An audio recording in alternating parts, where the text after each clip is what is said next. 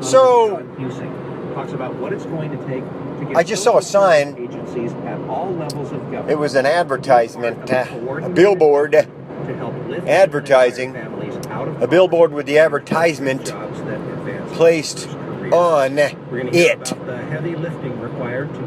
And this billboard was holding was a place for advertising eastbound 60 in the vicinity of the Riverside interchange where they all converge. The Air Force, the United States north at Center Street, and Air Force multiple vehicle collision on the northbound 215 at Reserve. And there was an earlier disabled vehicle and on the southbound 215 at Washington Street.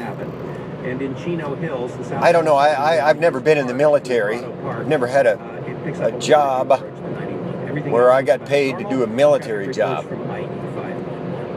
In the valleys today, sunny and high. I have 80s, up to 90 tomorrow. I've acted trend begins. We'll have cloudy with as an actor, highs in the 60s in the valleys on Saturday, portraying and then it'll warm back up into the 70s. the role It's 10 minutes past 8 o'clock of someone that is paid to do a job that's a military job. But I've never been actually worked in the military. I've never worked in the military. I worked at a job where I got paid to do a job that's a military job. That is to say, I've never been paid to be trained to or to actually kill anybody.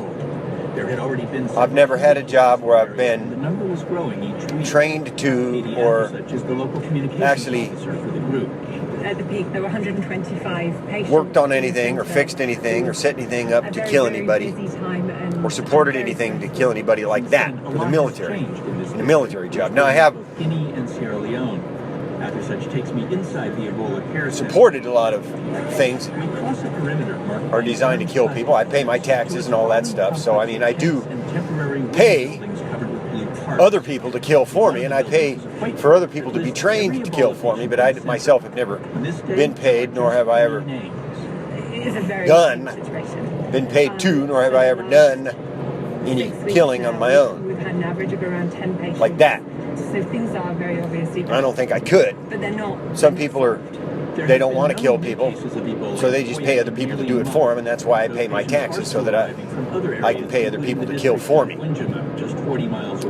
But anyways, I saw this sign, this billboard that had on it an advertisement for the United States Air Force Reserve. And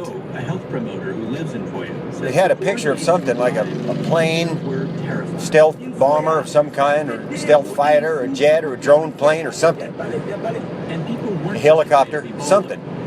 And it said, Live, L-I-V-E, the T-H-E, Extreme, E-X-T-R-E-M-E, Live the Extreme. And this was the advertisement for the United States Air Force Reserve on this billboard. And I don't know, I just wonder, I mean, when I was a kid, the way they used to advertise for recruitment, this was a recruitment advertisement, an advertisement to designed to get people to join the United States Air Force Reserve. And I don't know, I mean, when I was a kid, even up to when I was a teenager, even up to, I guess, a couple of years ago, they used to advertise for recruiting purposes to try to get people to join up to do a military job, or to join up to do a job where you get paid to do some job that's related to the military, the business of the military, and the operations that the military does. And I don't know. I mean, I don't ever remember seeing an advertisement where the motivating tagline was live the extreme. I do remember back in the 80s they had an advertisement where it was you could join the army and you could be all that you could be. And then that one went away, and then it was Army of One. And then I remember the Marines, the few, the proud, the Marines. Can we just see you to the gate? And then, but now I see that The exit protocol again is we get your feet sprayed. the tagline here for motivating people to be recruited or to join up or to allow themselves to be recruited is live the extreme. And I don't know, I just wonder, I mean, what does this say about what the people that are putting together, designing, and actually implementing the advertisement methods for getting people to join up with the United States Air Force Reserve, that instead of exposing them to the idea that they might be able to be trained to either kill people or to be in a role where you support the killing of somebody, that you can now just live the extreme. And again, now I'm talking about I'm somebody that's never been in the military. I've never done a job that's a military job. I've never killed anybody, not that I know of. I mean, I drive cars, so I mean, I know I contribute to killing people, but I've never actually killed anybody on purpose that I know of. But I pay my taxes, so I pay other people to be trained to and to kill for me. I don't want to kill, actually. That way I can be pro-life, but I still get to kill people. But I don't know, I mean, live the extreme. What is the extreme? And also, what does that say about service? Does it say that we're inviting people to serve in a patriotic sense, whatever patriotism is?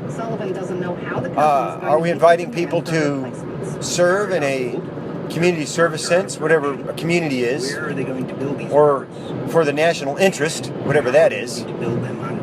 Or are we simply saying to people, hey, if you join the United States Air Force Reserve, it's the same as going snowboarding. You can live the extreme. And I don't know, I mean, whatever that means? What does live the extreme mean? So, I don't know, I just saw that billboard, it made me wonder about what it is that advertising is, and what it does, and what it's designed to do, and how it's changed, and who it's aimed at, and how the people that it's aimed at are going to react to that, and how their reactions to that then move the economy, and then how the economy then actually produces the world that we live in. And so that's just another thing that I've noticed, is that sometimes billboards will advertise things that in ways that I don't understand, but in ways that I can understand if I just ask a few questions. Regional recall may seem timid to those outside